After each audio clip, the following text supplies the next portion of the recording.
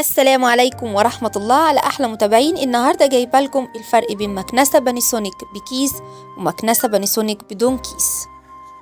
عشان ما تدوريش كتير لو انتي محتارة، أنا جمعتلك الفيديوهين مع بعض وهتلاقي في كل واحد فيهم مميزات وعيوب ومواصفات كل مكنسة، سواء كانت بكيس أو بدون كيس، وعليك انتي تختاري الأنسب. النهارده جايبه لكم مكنسة بانيسونيك بدون كيس. في ناس بعتت لي وقالت لي ايه رأيك فيها وايه رأيك في الماليزي ولا الياباني.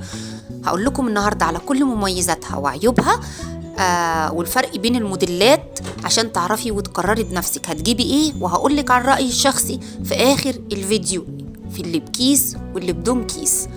اتمنى تتابعوني للنهايه، ولو عجبك الفيديو واستفدتي منه ما تنسيش تعملي الاشتراك واللايك. يلا نبدا مع بعض. اللي معانا النهارده دي مكنسه بانيسونيك ماليزي من غير كيس. المواصفات بتاعتها اقصى طاقه فيها بتكون 2000 واط، وفيها فلتر بيمر ب6 مراحل والسعه بتاعت الصندوق بتاع الاتربه هي ما فيهاش كيس، هي فيها صندوق بدل الكيس. بتاخد 2 لتر، ووزن المكنسة كلها على بعضها بيكون 5 كيلو. أما عن طول السلك بيكون حوالي 5 متر، على الرغم إن في مكانس تانية السلك بتاعها أطول من كده. دي المواصفات السريعة للمكنسة بانيسونيك ماليزي بدون كيس. أما بقى عن المميزات فهي مكنسة مريحة في الاستخدام. مقبض الإيد بتاع المكنسة حلو ومريح، بيخليكي تستخدميها بسهولة.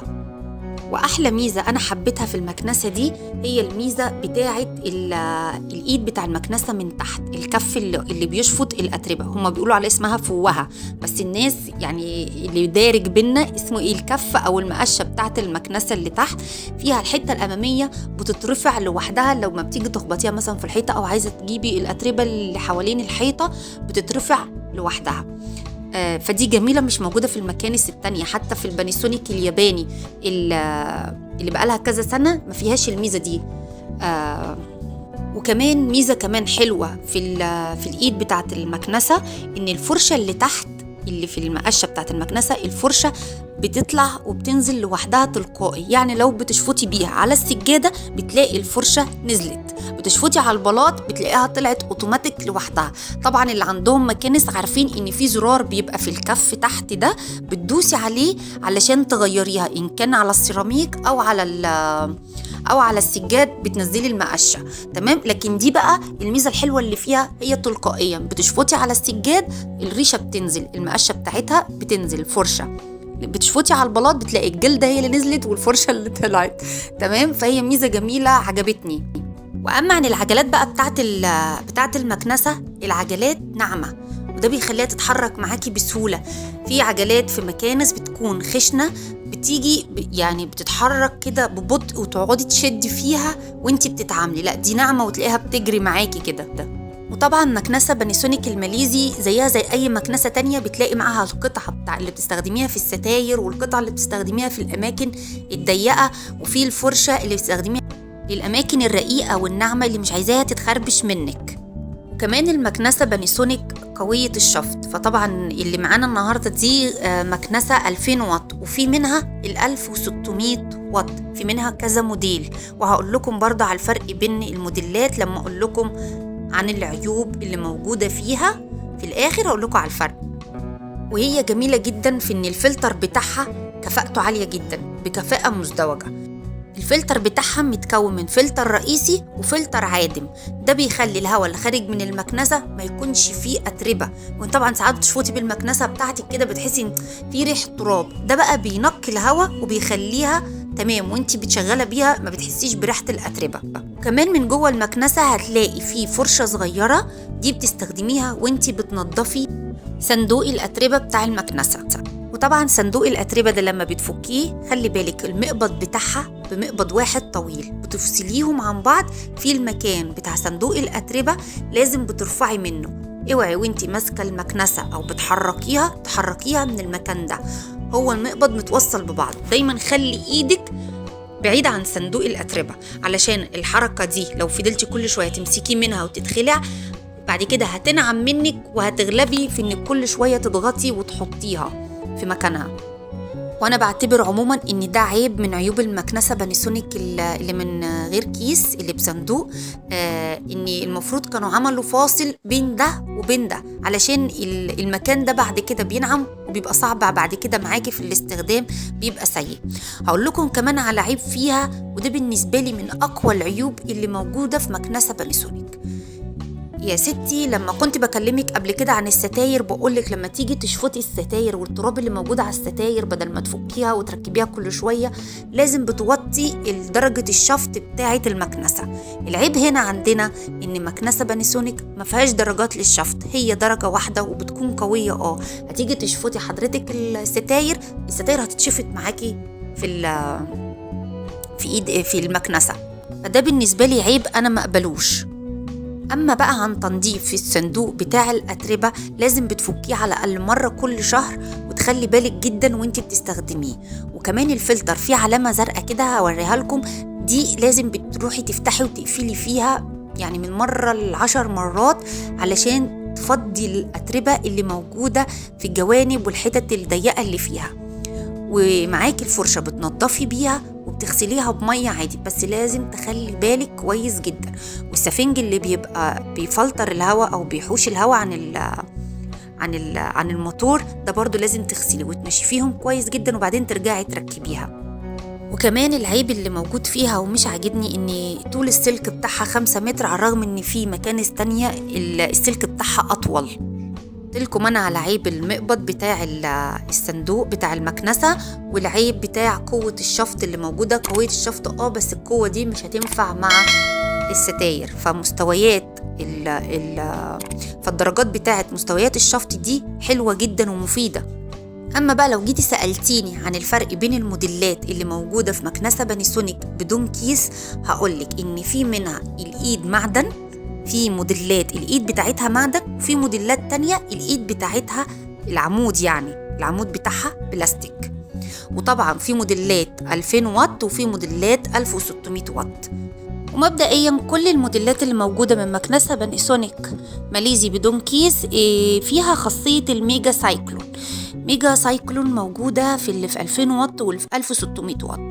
طب هتقولي لي طب انا اجيبها ال 2000 واط ولا ال 2000 واط؟ طبعا قوة الشفط بتبقى اعلى والعمود بتاعها معدن، اما ال 1600 واط العمود بتاعها بلاستيك. لو قررتي وهتجيبيها فانت هتجيبي السي ال 575 الموديل بتاعها، دي بتكون قوة الشفط عالية 2000 واط وبتكون معدن. اما الموديل اللي هي 571 دي الموديل بتاعها بتكون 1600 واط والعمود بلاستيك. طبعا انا ما برشحهاش ومش بتعجبني. ولو جيتي عن رأيي انا وقدامي البانيسونيك بكيس وبانيسونيك بدون كيس، هختار اللي بكيس، لان بالنسبه لي استخدامها اسهل. هتقولي لي طب والاتربه طب ونظام الفلاتر وكده، التنظيف بتاعها سهل جدا، هي الناس اللي بتصعبها على نفسها. النهارده جايبه لكم بانيسونيك ياباني، احلى مكنسه موجوده في السوق. هقول لكم عن معلومات وخبايا فيها محدش يعرفها. اول حاجه هقول لكم على اشكالها، فيها شكلين موجودين عندنا في السوق. في شكل البطة اللي هي زي اللي قدامنا دي، زي ما بيقول عليها التجار، والشكل التاني شكل البرميل. تمام، هي ما شاء الله كلها مميزات، متوفر منها اللونين الأحمر والأزرق. وكمان بانيسونيك مكنسة بانيسونيك نازل منها ياباني وماليزي، والاتنين مفيش بينهم فرق غير في السعر، يعني في الجودة والشفط والأداء الاتنين زي بعض، ما تفرقهمش عن بعض، بس الفرق بينهم سعر الياباني أعلى. الماليزي هي كلها ياباني بس التقفيل بتاعها ماليزي. كمان يعني نصيحة للي هم ستات الكبار أو البنات اللي ما عندهمش مجهود، الياباني تقيلة، كل الحاجات بتاعتها تقيلة، مكنسة تقيلة واخدة وضعها. الماليزي خفيفة، وده عن استخدام شخصي يعني وتجربة شخصية. تعالوا بقى أقول لكم على كل حاجة فيها بالتفصيل، حتة حتة، ومميزاتها وعيوبها. معانا ده مكان الكيس بتاع المكنسة، واللي قدامنا الأبيض ده المخطط ده الفلتر، مكان الفلتر اللي بيحجب التراب عن الموتور. ده مهم جدا ولازم يتنضف باستمرار، يعني بيتفك زي ما انتوا شايفين كده، لازم يتنضف ونرجع الفلتر تاني مكانه عشان نحافظ على موتور المكنسة بعد ما ننضفه، وبيتغسل كمان، بس أهم حاجة يتنشف قبل ما يتحط تاني مكانه. تمام. ولو هنقارن الفلتر بتاعها بالمكانس التانية، هي الفلتر بتاعها أجود حاجة. تعتبر مكنسة بانيسونيك ياباني من السلع المعمرة، يعني تعيش معاكي العمر كله، ففيها مميزات كتيرة. حتى الكاوتش اللي محطوط حواليها ده بيحافظ على المكنسة من التخبيط والخربشة. كمان عايزة أقول لكم إن الكيس بتاعها بياخد سعة 6 لتر من الأتربة، والفلتر بتاعها ده اسمه فلتر هيبة مضاد للبكتيريا والأتربة كمان، ودي جميلة جدا، ميزة حلوة للناس اللي عندها حساسية وبتستخدم المكنسة. واللي معانا قدامنا ده السوستة اللي انتوا شايفينها قدامكم دي، لما الكيس بتاع المكنسة بيتملي للآخر بيفضل يمشي الأحمر ده، بيضغط على السوستة لحد ما ينور الزرار اللي بره اللي انا هوريهولكوا ده أحمر. أول ما ينور الزرار ده أحمر ننتبه على طول إن الكيس اتملى، عشان في ناس طبعا كتير بتنسى الكيس بتاع المكنسة إن هي تفضيه. أول ما ينور أحمر نعرف إن الكيس اتملى ونفضيه بسرعة. ودي المقشة بتاعت المكنسة، جميلة جدا وبتتفك بسهولة. طبعا مكانس كتير مش موجود الشكل ده فيها. الحرف بتاعها من تحت متبطن بقطيفة. ودي الجلدة دي بنستخدمها لما بنكون بنشفط على سيراميك أو على باركيه أو على حاجة، بنستخدم الجلدة دي، بنختارها في الزرار، هبقى أوريهولكوا.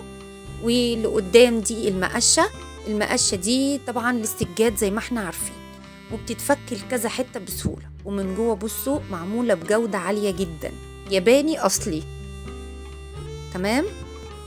فيها ميزة جميلة جدا مش موجودة في الماليزي، في البانيسونيك الماليزي مش موجودة الميزة دي فيها. لما بتتفك كبيرة، هي الكف بتاعها كبير، بيتفك دي منها لما تكوني بتكنسي بتشفطي بالمكنسة في أماكن ضيقة أو أماكن صغيرة، أو تحت الأنتريه، تحت التسريحة. الحتة دي ما كنتيش بتعرفي تجيبيها بالمكنسة القديمة أو العادية، دي بقى بتقدري تفكيها وبتعرفي تدخليها في كل حتة ضيقة. فهي بصراحة هايلة، كلها مميزات عجباني جدا. عايزة كمان أقول لكم إن الزرار اللي قدامكم ده الزرار بتاع السرعات بتاعت المكنسة، هي سرعاتها مختلفة. انت بتغيري السرعة على حسب المكان اللي انت بتشفطيه. يعني لو بنشفط سجاد لازم بتجيب السرعة على ماكس، على أعلى حاجة. كمان عايزة أوريكم حاجة جميلة جدا، إن فيها ميزة الطرد والشفط. اللي قدامنا ده الفتحة دي اسمها فتحة باور، يعني ممكن أركب الخرطوم بتاع المكنسة ورا ويطلع لي هوا اللي هو الباور. في ناس بتشتري الباور ده مخصوص، لا، في بانيسونيك موجود فيه خاصية الباور. وطبعا انا قلت لكم ان احنا بنفكها بسهوله. بصوا بتتفك بطريقه، في ناس ما تعرفش ان فيها الميزه دي على فكره، عندهم البانيسونيك وما يعرفوش ان الميزه دي فيها، ان ممكن تفكها وتبقى صغيره. الستانلس بتاعها جودته عاليه، زي ما قلت لكم دي احنا بنستخدمها في الاماكن الضيقه. فيها ميزه برضو حلوه مش موجوده في الماليزي. البانيسونيك ياباني الدراع بتاعها بيتحول ل180 درجة، يعني بتيجي يمين قوي وشمال قوي.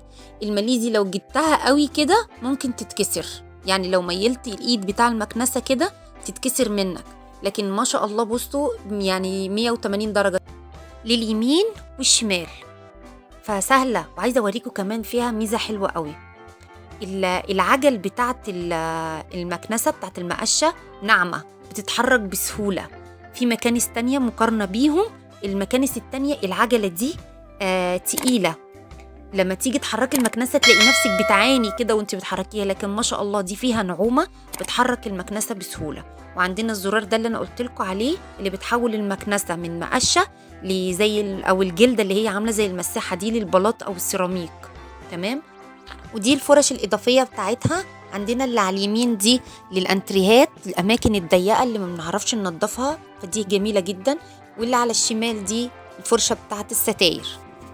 المهم لما نيجي نستخدمها للستاير نقلل السرعة بتاعت المكنسة، لازم نقللها عشان ما تشفطش الستارة في المكنسة. واللي معانا دي فتحة التهوية، أنا عموما ما بستخدمهاش أصلا، على طول قفلاها لما بحس إن هي بتقلل من قوة الشفط. ودي ايد تفاحة المساعد بتاعي، بنت أختي، بشكرها على تعبها معايا وقوفها جنبي، وكل حبايبي اللي موجودين معايا في العرض الأول دلوقتي أحب أشكرهم كلهم، اللي معايا في مصر وفي المغرب وفي السعودية كمان. نرجع لمكنستنا بقى الممتازة، المكنسة باناسونيك ياباني 2100 واط. مكنسة قوة الشفط بتاعتها قوية جدا وعالية. عايزة أقول لكم بقى إن فيها ميزة جميلة جدا، طول السلك، على طول هقول لكم ميزة لأن هي كلها مميزات. طول السلك بتاع باناسونيك ياباني من 6 ل 8 متر، سلكها طويل جدا. بصوا مكان سحب السلك لو عملناه بإيدينا كده هتلاقوه بيسحب السلك بس مش بقوة، لأن الزرار ده معمول للرجل، يعني بتستخدميه برجلك. أول ما تدوس عليه برجلك هتلاقي السلك بيتسحب بسرعة الصاروخ. هو أصلا معمول كده، مش لا أوطي وأعمله بإيدي، لا، هو معمول للرجل. وده زرار السرعات واللي مكتوب تحتها ميد إن جابان. عايزة أقول لكم على معلومة مهمة جدا عشان تعرف ده باناسونيك أصلي ولا باناسونيك ياباني تقليد، لأن في منها تقليد كتير في السوق. لازم ميد إن جابان دي تكون مكتوبة بارزة زي ما انتوا شايفين كده، تحطي ايدك عليها بس بارزة لبره مش لجوه عشان ما بتتقلدش. تحطي ايدك عليها تحسي بالاسم اللي مكتوب. دي أهم حاجة لازم تعرفوها، علشان بيتقلد كتير، بتشتريها بتمن غالي جدا بتمن الأصلي وانتي شاريها تقليد. دي لو ما لقيتيهاش بارزة لبره تعرفي ان المكنسة بتاعتك ياباني تقليد، تمام، ومش صورة. وخلي بالك مش موديل جابان، ميدن يا جابان. وحاجة تاني برضه عشان تتأكدوا انها أصلي مش تقليد، لازم يكون مع المكنسة شهادة ضمان مصر حلوان، ويكون كمان عليه ختم الشركة والعلامة المائية. ولازم نسأل قبل ما نشتري الشهادة دي موجودة ولا لأ. وزي ما قلت لكم لازم يكون موجود الحفر اللي موجود عليها ده ميدن جابان مش موديل جابان، علشان مغشوشة في السوق وموجود مكتوب موديل جابان. ولازم الحفر يكون من بره مش من جوه، يعني بارز لبره. أتمنى يا رب تكوني استفدتي مني وقدرت أقولك على كل المميزات والعيوب في المكنستين اللي بكيس وبدون كيس.